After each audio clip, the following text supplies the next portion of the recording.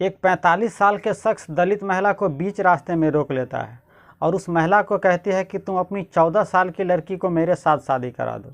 इसके बदला में मैं तुम्हें ट्रैक्टर और 1 बीघा ज़मीन तुम्हारे नाम कर दूंगा। जैसे ही यह बात वो महिला सुनती है, उस आदमी को कहता है कि तुम्हें शर्म नहीं आती है मेरी बेटी के बारे में ऐसी बातें करते हुए?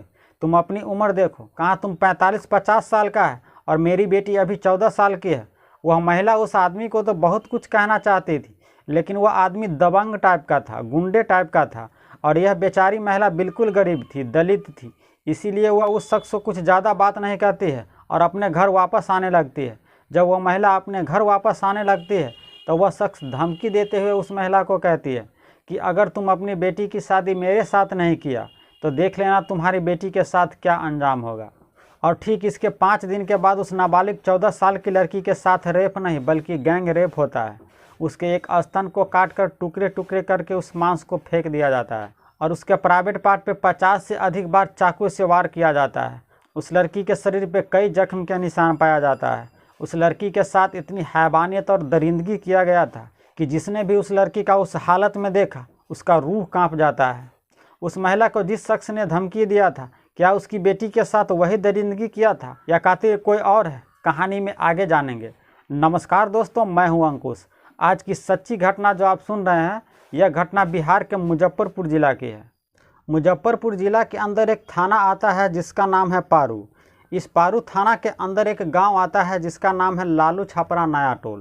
तारीख थी 12 अगस्त 2024। यही कुछ दिन पहले उस गांव के कुछ लोग सुबह में शौचालय के लिए अपने खेतों में जाता है और खेत में एक शख्स को खून के कुछ धब्बे दिखते हैं। तब वह शख्स घबरा जाता है और उस खून के धब्बे को वह पीछा करते हुए कुछ ही दूर जाता है तो उसकी चीखें निकल जाता है। वह देखता है कि एक लड़की की हाथ पैर बंधा हुआ है। उस लड़की के एक स्तन कटा हुआ है और मांस के कुछ टुकड़े वहाँ पे बिखरा पड़ा हुआ है। उस लड़की के प्राइवेट पार्ट पे 50 से अधिक बार चाकू के गोदने के निशान देखता है। उसके शरीर पे कई जगह जख्म के निशान है। यह मंजर देखने के बाद उसका रूह कांप जाता है।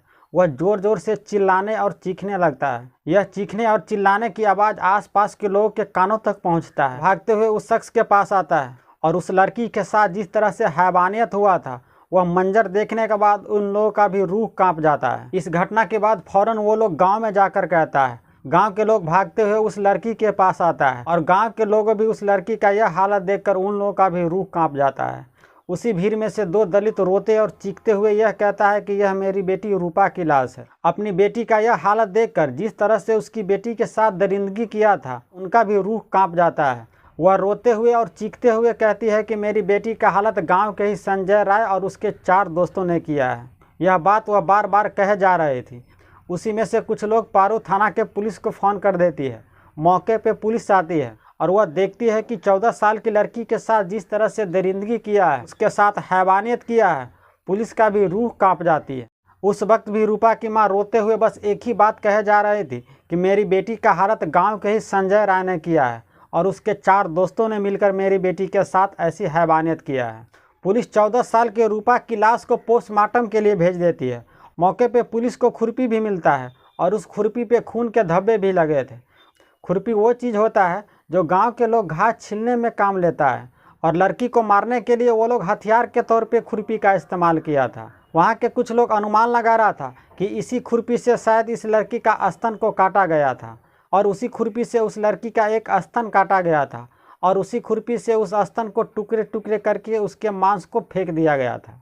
वह हैवान जो भी हो, इस लड़की को बड़ी बेरहमी से और तरपा तरपा कर मारा था। रूपा की मां लगातार रूपा के कत्ल का जिम्मेवार गांव के ही संजय राय और उसके 4 दोस्तों पे लगा रही थी। तब पुलिस रूपा की मां से पूछती है। तब रूपा की मां बताती है कि आज की रात है, यानी 12 अगस्त 2024 की रात में रात के करीब 1:30 बजे मोटरसाइकिल से 5 बदमाश उसके घर पे आता है। उन लोगों का घर झोपड़ी वाला था। घास फूस से घर बनाकर वो लोग अपना किसी तरह से गुजर बसर कर रहा था। क्योंकि वो लोग काफ़ी गरीब था तो अपनी बेटी के साथ वह घर के अंदर में सो रहे थे और आंगन में रूपा के पिताजी और उसके भाई सो रहे थे। वह 5 बदमाश उसके घर के टट्टी को तोड़कर उसके घर के अंदर घुस जाता है और गाली गलौज देने लगता है और मारपीट करने लगता है और कहता है कि तू अपनी बेटी को बुला, तुम्हारे बेटी के साथ रेप करेंगे। और कुछ बदमाश यह कहते हुए उसके घर में घुस जाता है और उसकी 14 साल की बेटी को ज़बरदस्ती वो लोग किडनैप कर लेता है, मुंह गमछे से बांध देता है।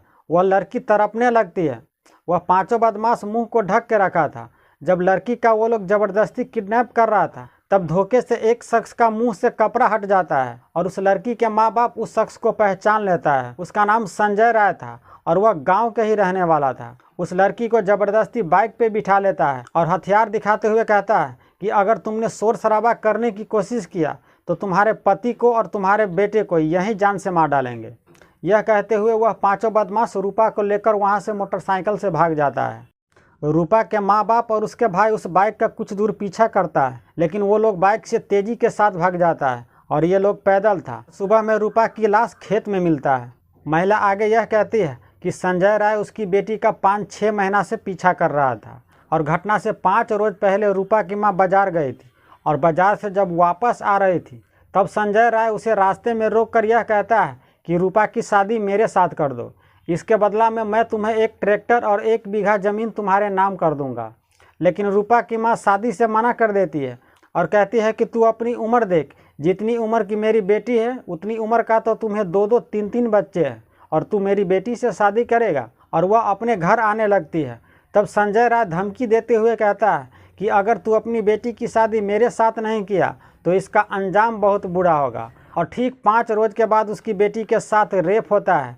रेप नहीं बल्कि गैंग रेप होता है और उसे बड़ी बेरहमी से और तड़पा कर उसकी बेटी को कत्ल किया जाता है। फिलहाल संजय अपने घर में ताला लगाकर पूरे परिवार के साथ भाग गया है। जानकारी के अनुसार संजय के 3 बच्चे हैं और उसकी बीवी मर चुकी थी और वह 45 साल का है।